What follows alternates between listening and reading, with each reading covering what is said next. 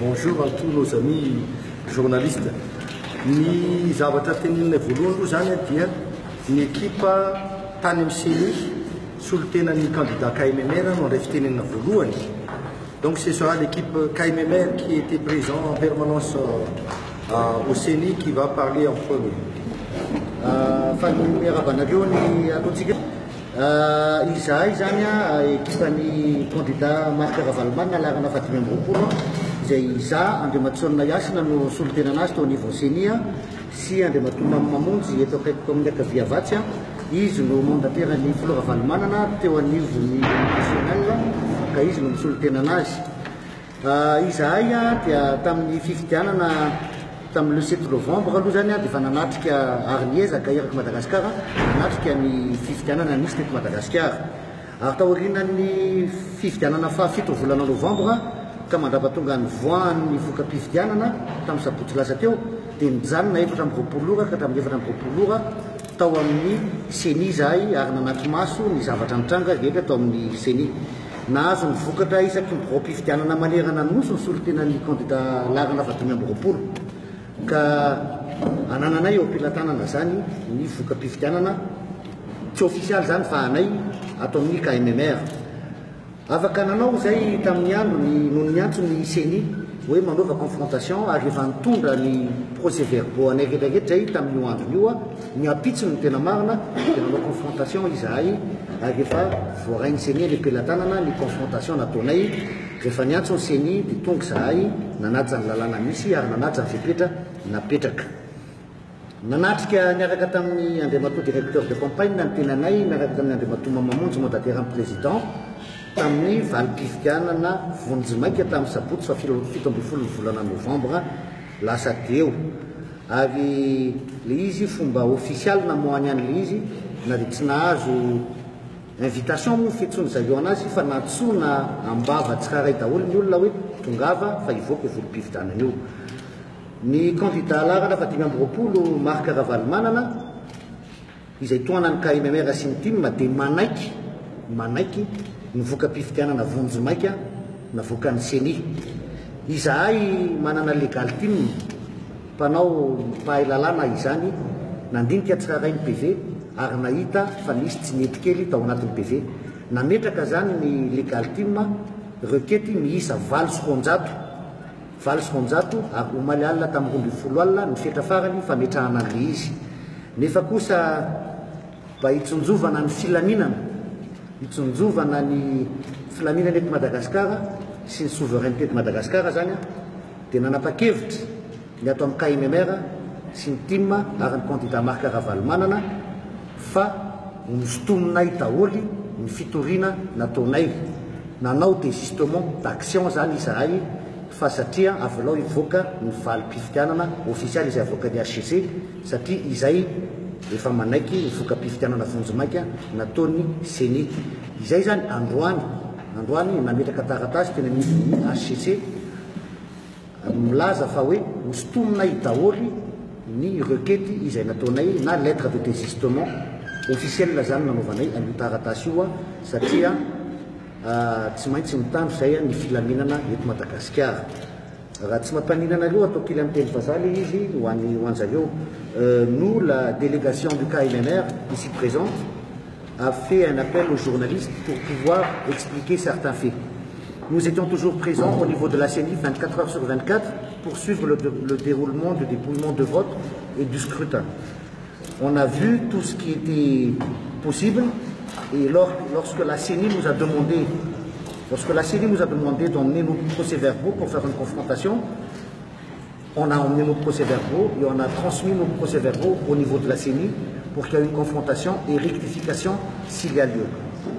Aujourd'hui, nous, le KMMR et le team et le candidat numéro 25, approuve le résultat provisoire sorti par la CENI le samedi 17 novembre 2018. Malgré qu'il y a eu des irrégularités dans les procès-verbaux, l'équipe juridique de la KMMR a présenté 208 requêtes hier au niveau de la HCC. Mais dans l'intérêt suprême de la nation, et pour qu'il n'y ait pas de trouble, nous avons décidé aujourd'hui de déposer une lettre de désistement de ces 208 requêtes. Nous avons fait une lettre de désistement de ces 208 requêtes et qu'on va laisser la HCC sortir le résultat officiel suivant le résultat non officiel de la CENI. Merci. Efa voalaza teo fa ny candidat numéro 25 Marc Ravalomanina dia nanaraka hatramin'ny farany ny asany nataony ny CENI. Manaiky ny numéro 25 fa voaja ny mangarahara nandritra ny fotoana ny asan'ny CENI. Noho izany ny KMMR sy ny candidat numéro 25 dia manaiky ny vokatra vonjomaky navoaka ny CENI. Ny lalàna momba ny fifidianana dia ny mania lalana ny candidat rehetra ametraka fitoriana raha toa ka misy zavatra tsy mahafa-po mandritra ny fotoam-pifidianana.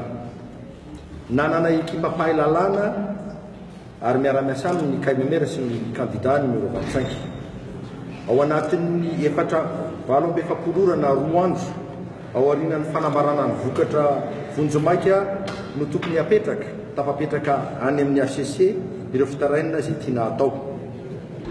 Raha manodidina ny 24 000 ny PV hodiniana ny ray mikirakiraina dia olona amponiny maro no tsy maintsy niara-niasa voavonina ny atrota taratasy fitaraina.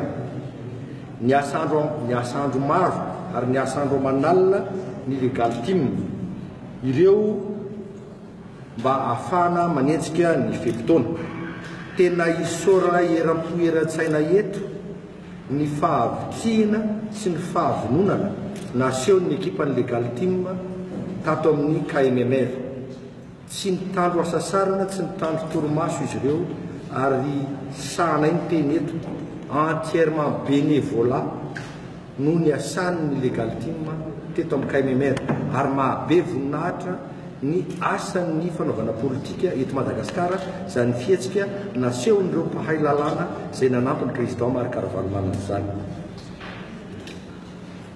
Saingy nahatsikaritra nefa izahay KMMR fa tao anatin'ny andro vitsivitsy izay dia nisy paikady hafahafa hita soritra teny amin'ny fiarahamonina.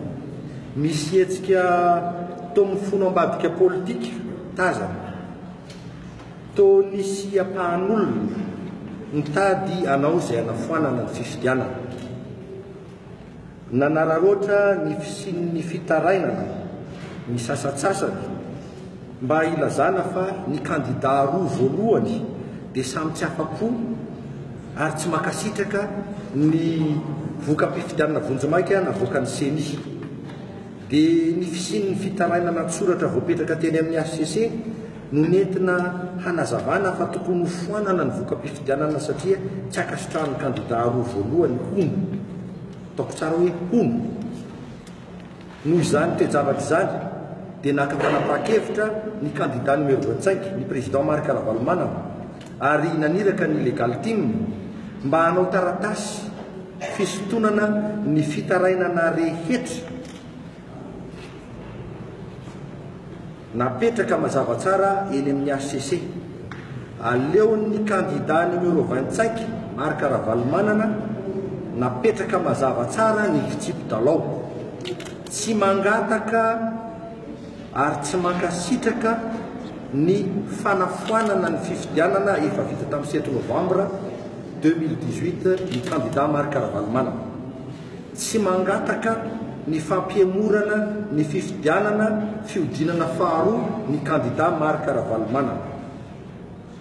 Aleo izotra ny fifidianana fiodinana faharoa ampazava ny safidim-bahoaka fa io ihany no fomba ahafahantsika amin'ny fomba demokratika manendry ny olona hitantana ny firenena malagasy amin'ny fomba ekeny ny vahoaka malagasy.